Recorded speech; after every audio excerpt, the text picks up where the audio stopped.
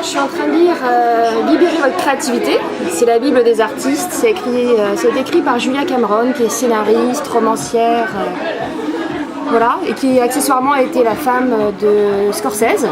Et alors ça fait 3-4 mois que je le lis parce que c'est un livre qui se lit progressivement et qui suggère des exercices tous les matins. Donc en gros c'est un livre qui m'aide tous les matins à écrire, donc vers 6h du matin, j'écris 3 pages sur, il y a plein de méthodes qui sont données pour libérer sa créativité.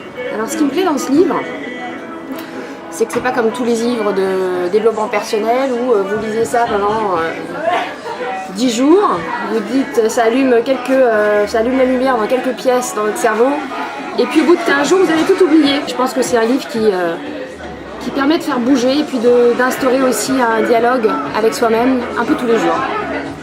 Donc c'est pas inutile, une rencontre avec soi-même chaque jour, ça fait bouger.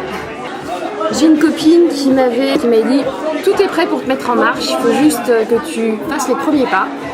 Et qui, peu de temps après, m'a dit écoute, il faut absolument que tu lises ce bouquin-là. Alors je me suis dit encore un bouquin de développement personnel, c'est un bon business pour la Fnac, Amazon, etc. Mais est-ce que franchement j'ai envie de lire ça?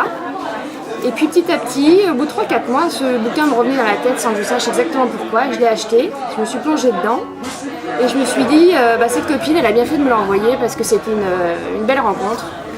Donc voilà, j'espère que ce livre tombera dans les mains de personnes qui ont envie d'augmenter, de mettre en place de la créativité chaque jour dans leur vie. Moi, ça a été mon expérience, c'est pas encore fini.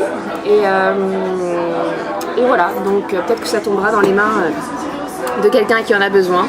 N'ayez pas peur des erreurs, il n'en existe pas. C'est-à-dire réintégrer l'erreur comme une étape dans la création, tout simplement. Celle-ci, c'était de Miles Davis. Et c'est écrit par Julia Cameron, qui est scénariste, romancière.